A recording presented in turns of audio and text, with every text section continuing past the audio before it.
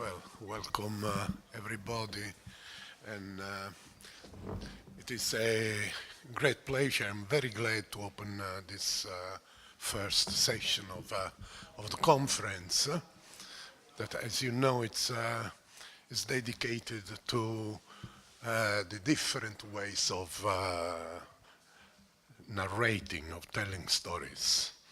Um, Let me first compliment Valentina Castagna for having organized such a promising meeting and especially for having organized it in this beautiful place which might be said to be the Palermo temple of storytelling.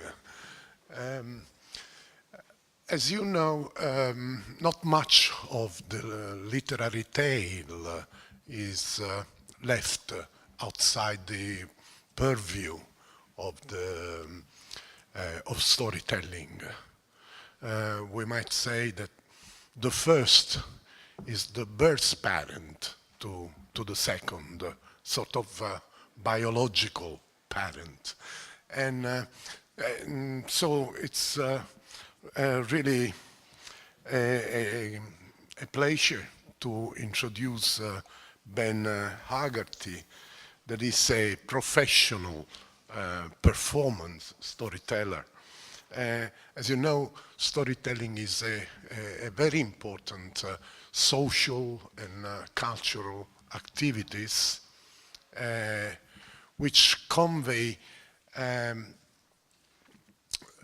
moral, educational, and social values.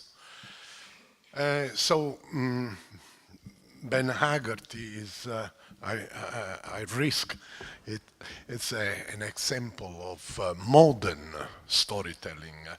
He has performed all over the world and has a working repertoire of almost 350 tales for both adult and younger audiences. From 1999 to 2001, he was Britain's first official city storyteller in Gloucester. Ben Haggarty has worked with a number of large important organizations such as the Barbican, the South Bank Centre, the Shakespeare's Globe, and of course for a number of literature festivals. He makes a significant contribution to community projects, to museums, to galleries, and also in education, as he was from 1987 to 1991 consultant to the National Oracy Project.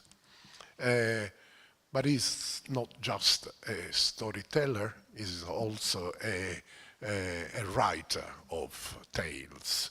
And one of his most known is a Mesolith, which is a graphic novel based on, say, a horror story of the Stone Age. So I hope he will say something about this tale. And I'm sure everybody will enjoy his talk. And as you know, his contribution is about the traditions and the techniques of storytelling. So I'll leave him the ground. I know he doesn't speak with a microphone, so of course for a storyteller is a terrible instrument. So please, I know. Thank you very much.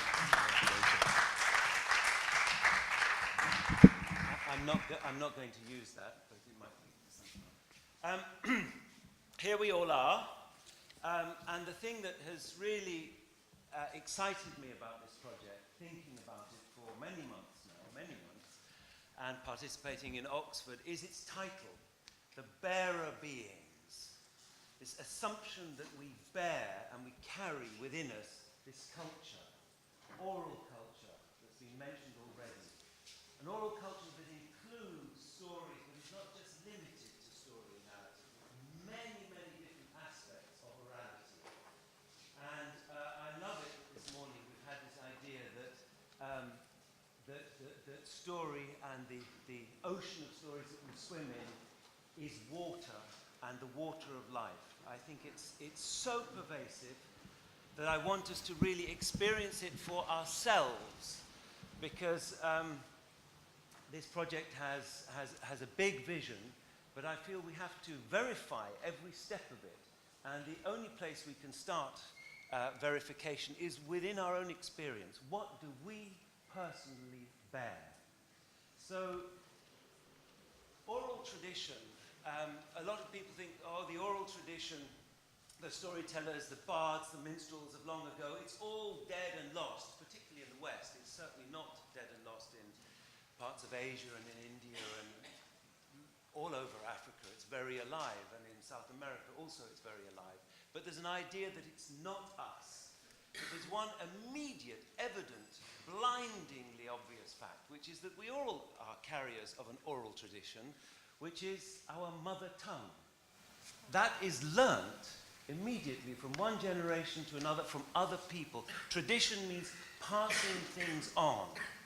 And I'm in the very fortunate, gorgeous position of having a second family now, and having sort of in a way missed the raising of my first family because I was out trying to make a living. I now have a 21-month-old daughter, and with a lifetime of studying language, to be able to day by day witness the process of language acquisition is quite miraculous. And it falls into this wonderful capacity that we all have, our major learning tool, which is ignored and forgotten about because it gets taken for granted, which is the body. The imitative capacity of the body, the mimicry with which we copied those great giant beings, those gods and goddess, mother, father, that are up there. We wish to become vertical. Everything is modeled. It's extraordinary. And we just don't take enough value now that we're grown up and we think we can do it all, at how much modeling is influencing first our physical capacity to move through the world, but then also our behaviors. The anger that an adult expresses probably has the same tones and notes that the parent displayed at that moment. Maybe they tried not to, maybe they tried not to, but when the child is 2.5 and being full of tantrums, then suddenly it got out. And that modeled very deeply, this is my anger, this is my channel of negativity. So we carry a lot of orally developed culture in us. And what I'm really interested in is that which belongs to everybody, that which can be shared, that which was designed to pass time, that which was designed to shorten the road, that which was designed to make community. And when we talk of culture in exile, there's a very interesting dynamic which I think we're going to engage with over the next 3 days, which is, if you like, the host country with its guests, the arrivants. Do they wish to push their culture onto them, or do the arrivants, the migrant group, do they wish to carry their culture? And where is this demand for assimilation, and where is this demand for keeping a distant home? And exile is a terrifying word, a place that we cannot go back to. So we have to create a portable home. And this dynamic is hot, raw, tough, painful, but it's there. So I want us to have a little look at what has composed our home. Each of us, we have very many different backgrounds here, but how did we arrive with our sense of what our culture is, with what we can carry without using anything? In other words, just our bodies, just our mouths, our language, our thoughts, our dreams, but it's absolutely nothing more than the clothes on my back. I don't need to carry much So we're going to look at this wonderful thing that UNESCO has called intangible cultural heritage. It means there's no object. It can, some of it, be written down, but some of it can't be written down. And I'm going to now make a great list of verbal cultural artifacts which we all have. And as I mention these things, I want you to see, as I describe each type, and of course I don't speak Italian, so I can't give you the Italian translation of some of these things, but perhaps people can help. But see if something comes to mind that's been, that you're carrying. So,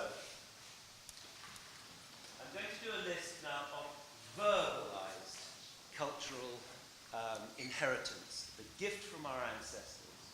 It's not in any particular order, but nursery rhymes. Yes, all of you will remember rhymes that you shared with your parents when you were very, very small. Even before the rhymes made sense. They were nonsense, but they were mysterious. Robin a bobbin, the big belly Ben. Who the hell is he? Who's Seesaw Marjorie Daw? Who's Little Jack Horner? All these wonderful creatures whose names were given so that they could rhyme with something else. An extraordinary rich learning oral culture of nursery rhyme. Then when you meet other kids, then there are the rhymes that you share amongst them, which are often quite rude. Playground rhymes, street rhymes, little ditties that are repeated, rude rephrasings of hymns that are sung, all sorts of things like that. Then there are riddles and puzzles, things to guess, set in words mysteriously. Then there are proverbs, this wonderful oral wisdom of the people carried in the proverb. And we tend to dismiss, the more literary we become, the more we dismiss proverb, because we say it's all cliched, it's not challenged. But it's extraordinary when you meet people who are non-literate, how much they depend on reinforcing their opinions by the collective assumption that is hidden inside a proverb. And proverbs are very rich, particularly West African ones, such as he who shits in the road will meet flies on his return. Or he, I'm sorry that these are all starting he, but the one who hesitates before taking the first step will spend his entire life standing on one leg. And there's a humour in all of this, and we have some of this. Deeply search for it, you'll find it. Then there are tongue twisters, these extraordinarily clever games of the tongue, and some of those can be embarrassing if you get them wrong. Then there's straight nonsense. Then there are lullabies, the cradle songs that mothers sing, mournful songs often, quite touchingly sad, as a new life here, and the mother has an experience of what the world contains, so a protection song, almost a magical charm. Then there are divination opportunities, things that will tell you who you're going to get married to, what you will become, tinker, tailor, soldier, sailor, rich man, poor man, beggar man, thief, all sorts of counting games there. Then there are calendar customs, a pinch and a punch for the first of the month and no returns. But there are all sorts of things that happen each year on a particular day, things that are said and done. There are opportunities for good luck and bad luck. You know, when a pigeon shits on your head, that's good luck. That's a kind of inverse situation there. When do you make a wish? You wish upon a star. You wish as you manage to successfully cut a cake without letting the sound of the blade make a noise on the plate or the board. If you can do that, you don't get something for nothing, then you can make a wish. If you can do it silently, how it was in our family. Then there are all sorts of games that people can play with language. There are secret languages. Ega yegus tegus pegi tu mega fregens egin vegis legan gego egij wegich egis kegel egit egi pegi. But you just there are secret languages that kids speak amongst each other. And then there's all this choosing. Dip, sky, blue, who's it, not you, O-U-T spells out, so out you go. Everybody will have stuff like that. And that is based in language, most of that. Some of it translates. some of it really doesn't. It's very idiosyncratic, it's very idiomatic, it's very vernacular, it's very held in your culture. But then there's this other list, which is the non-verbal things. So, you remember your uncle. It's always these uncles who do the missing finger trick, this, and then there are the grandfathers or grandmothers who have the fingers which jump from one to the other, and then you go like this, and then all sorts of things like that. Shortening your arms, there are lots and lots of physical tricks. Girls, generally girls, but not only girls, have this enormous complexity of wonderful agility in the clapping games and in the skipping games. Can you remember those? Perhaps you can't remember the patterns with your hands, perhaps you can if you had some, but they're so localized that it's your street or maybe your neighborhood. Go a mile down the road and actually it's a different set of patterns with a different set of words. The songs are great. I always remember in Somerset when I was very young working in schools and having to fill sort of 10 minutes at the end of a session, getting everybody to get up and show me their rhymes. And two little girls, aged about 7, doing it, clapping like this. Under the apple tree, my boyfriend said to me, kiss me, hug me, tell me that you love me. 1, 2, 3. And oh my goodness, what's happening here? Then there are tricks, all sorts of tricks that you can do using nothing, but then you can pick up a coin or a card or a piece of string or a handkerchief or a tea towel, all sorts of things like that. There are paper folds, and you can make those divination things out of paper, which you can then fold again, and that makes a water bomb, and you can chuck it at your teacher. There are all sorts of games that we share, just games that come up, chasing games, hiding games. There are knots, ways of tying string, all sorts of things. I unfortunately know how to make a hangman's knot. I wish I didn't, but I didn't even know how to make a noose. I learned that when I was 8 because hanging teddy bears was a great activity in our street. And then the culture becomes much more on its way to adulthood with how do you make things? How do you make things? How do you put things together? And how do you cook? And how do you sew? And when you get to cooking, then suddenly you're right at the heart of a culture in exile or a culture that's on the move, because food, there are several things that we heard about that are necessary for life. Food is right at the heart of it. How do I find familiar food? I must set up a market, a shop. I must make a restaurant. I must be able to sit around with my friends, my colleagues, and speak our language, share this, our food, and then when the food is gone, talk about our things, our stories, our culture, and then we begin to sing. There's a whole world of song out there. There's a whole world of music out there. And coming back to the word, the stories. So jokes, urban legends, shaggy dog tales, which are jokes which have a terrible groan at the end and took a long time, but they filled that time quite well. Ghost stories, place legends, historical legends, apocryphal biographies of famous people, scandal, gossip, and then the lengthier, more established narratives, folk tales, fables, fairy tales, legends, epics, myths, etiological stories, how things came to be. This is an enormous amount of culture that we're bearing. And as I was listing all that, I hope that one or two things came to your mind, because what we're going to do now is see what we've got in this room. I've made an assertion, now we're going to try and verify this. And I'd like you all now you can unhook these chairs to get into groups of 4, please. Just groups of 4, particularly perhaps people you don't know very well. Not people you know well, but people you either don't know or don't know very well.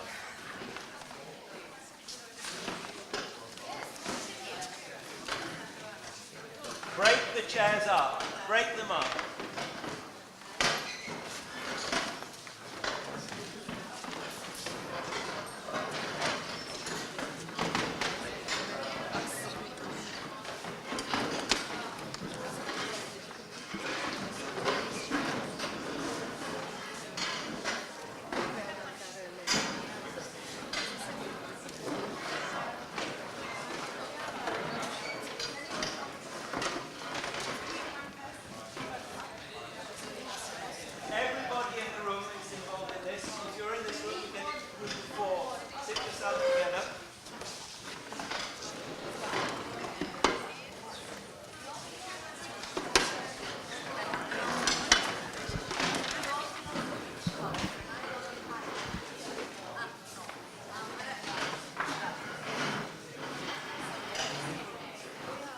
All right. There seems to be a group of about 8 over here. Can you get it into, there's a group of 3 there for each 4th person. So, immediately we're encountering one of the problems, which is language. All this that is attached to our own oral culture, our own mother tongue, is jeopardized by the fact that we don't have common languages. We need bilinguality everywhere, really, but we don't have enough of it. And my work with communities in transit, particularly in the 1980s, was in Southall, where a very large Punjabi Sikh community that had been there since mid-60s and was moving to 2nd and 3rd generation. And here we found the grandparents spoke their own mother tongue, the grandchildren didn't. They spoke English. And it was pivotal on the parents to mediate that something could come from the grandparents to the grandchildren. And normally, it's the grandparents who are looking after the grandchildren. The parents are out earning a living. So this is where oral tradition is absolutely jeopardized when there's a problem of language that suddenly creeps into the community. It's a big question. So there are 4 of you. I want you to arrange yourselves as A, B, C, D, like that. Decide who is A, B, C, and D. Write on a piece of paper, you've all got nice paper pads, your letter, so that you know who you are. A. And a big, like that. A, B, C, and D. Okay? No. Who's got a group of 3? Yes, send the 5th person to this group of 3 over here.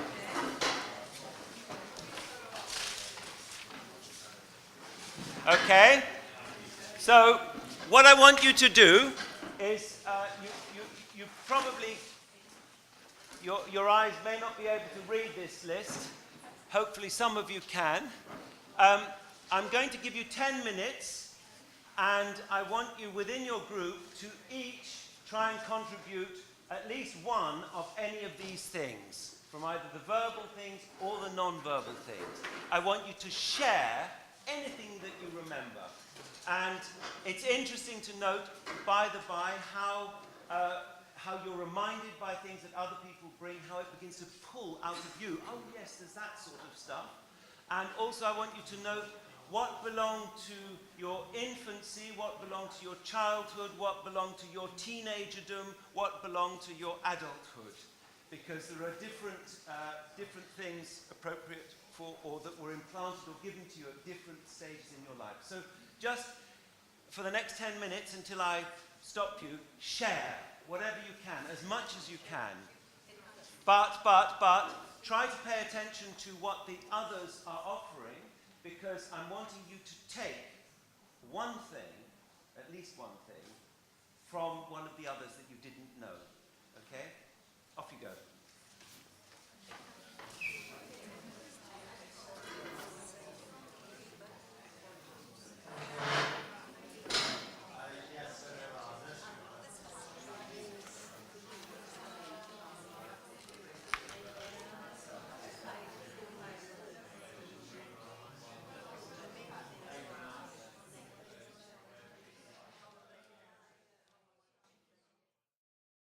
Okay, so I'm looking at body language and saying that gradually, it seems to me, more and more stuff is coming, yes?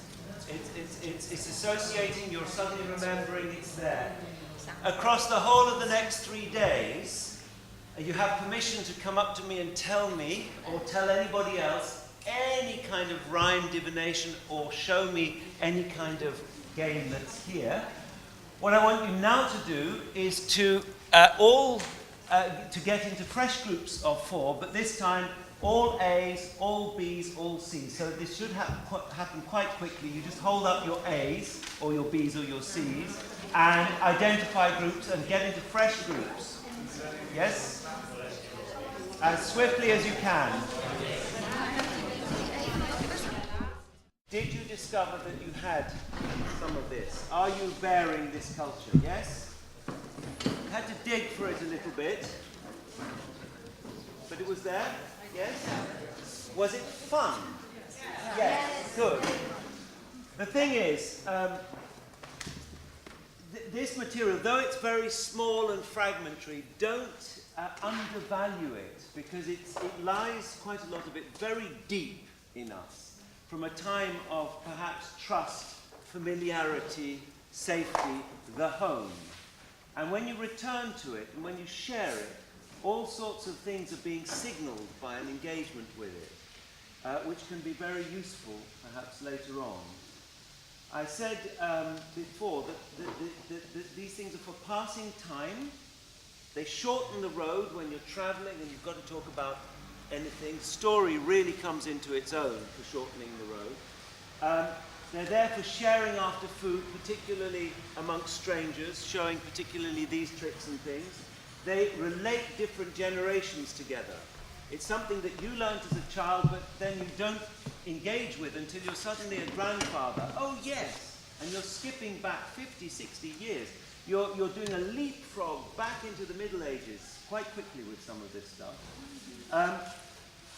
It's there really to establish its common cultural property, and once you share it, you're beginning to lay the grounds of trust. Trust is emerging from it. But it needs time, and it needs a place. And in some of the contexts where people might be engaging and working, there is definitely lots and lots of time. And there is a place, and there is a context, and maybe around a mat, around a table, or under a tent, this is a place where you're signaling a safety, a familiarity, a shared culture. And underneath all that, when you've got a time and a place and something is happening, there are some subtle whys going on. It's a means of oblique self-expression. Again, particularly once you get into more extended narratives. We haven't had time to do that. But when you're telling a story about Jeha or Joha or the Hoja Nasruddin or whatever, you're leaning on this thing that belongs to the whole culture, but in a way, your contribution is a reveal. You're revealing something of yourself, what sort of a person you are. There's a safety in that. You can gradually show something by leaning on what is commonly owned, by showing that we all share this, we've all enjoyed it. So there's an oblique revelation of self, and then if you succeed, and sometimes it just happens that everything becomes very jolly and lively, and there's song and there's laughter. It just happens. There's enough energy. There's a transformation of energy, and the minute a mood is transformed, that is a sort of fundamental magic. And the one who's been able to either initiate that or be definitely someone who has played a part in that is empowered. There's a huge amount of self-esteem can be got from having been heard by others and by your contribution having affected a change. So this little stuff, it's a foundation for maybe bigger and more elaborate stuff. But once you get to this particular area here, which is the stories, huge extended stories some people have, and dilemma tales and all sorts of, there are millions of different categories of story, but suddenly you're working with very big themes. And as was said at the beginning, the values of a society are carried in this. Even in the nonsense, the fact that we tolerate and enjoy nonsense is showing that there's a value there of tolerance. So time has come to a stop. That's just what I wanted to share because I felt it would be good to do something practical straight away. But over the next 2 or 3 days, around those dinner tables, over coffee, anybody you meet who you've not spoken with before, here's some stuff to share. Let's try it. And hopefully when you go away, you'll be able to show all sorts of things at dinner parties that you've never been able to show before. Thank you.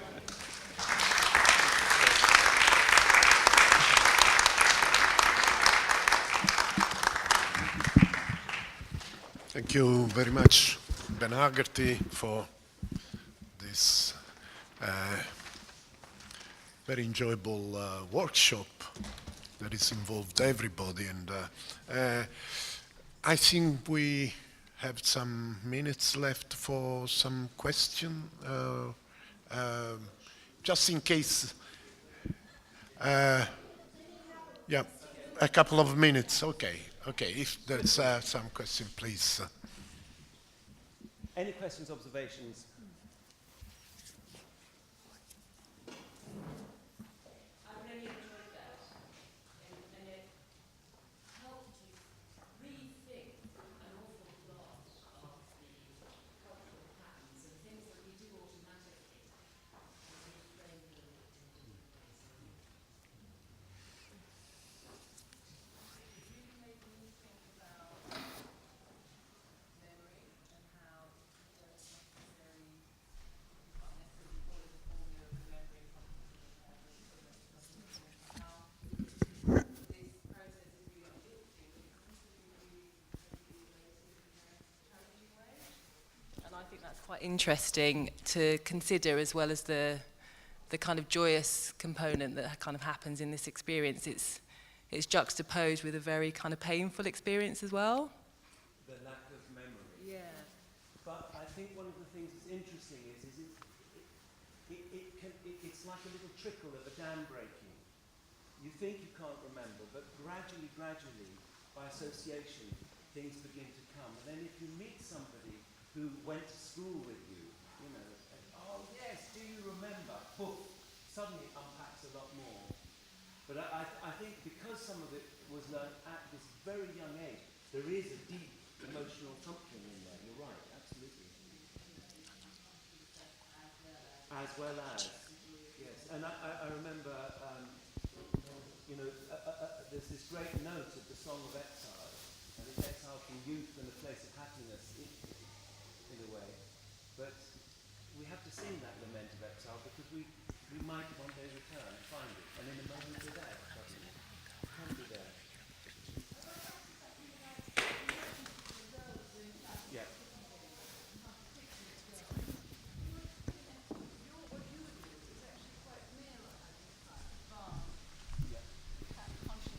Of the culture. Sorry.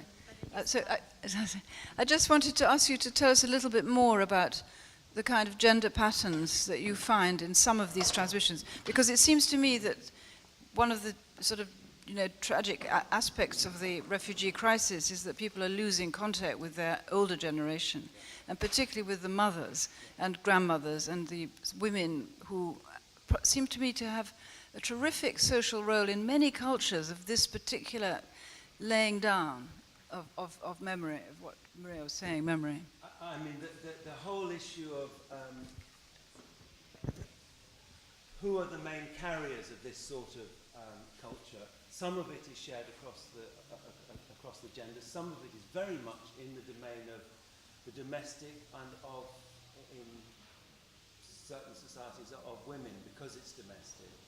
I mean, I've always felt that fairy tales, wonder tales, a lot of this is absolutely the repertoire of women, mothers, grandparents, and those who are looking after the children, widows, spinsters, all sorts of. There are many roles there where story is being created. There's this famous thing of the vocabularies of storytelling in many cultures are all around textiles and fabric production. You embroider a lie, you spin a yarn, you follow the thread of the tale, which suggests that story was told as a collective creation while you're all sitting around embroidering something. That's now in the past because machines have taken that work. But shelling peas and certain sort of sitting there food preparation things are creating spaces where storytelling can happen. It can happen in very, very many different locations. But the question of what belongs to the men, it's true that in many cultures, those who go travelling, the itinerant storytellers, tend to be male. The griots tend to be male. The ashops tend to be male because of the itinerant nature, the travelling. So they're also carrying perhaps a different sort of repertoire. And if they're earning money by it or performing at weddings or other sort of official functions, then they're using a lot of what one would call a male energy, but I have seen, in Central Asia, women are kings as doing just exactly what the men do. So it's not one or the other, but there's a tendency that the more public tends to be male.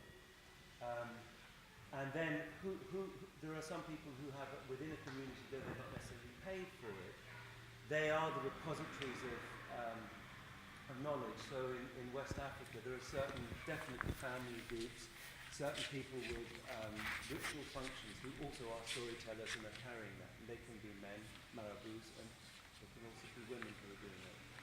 So I think there is a question about gender, but I think it can also be shared.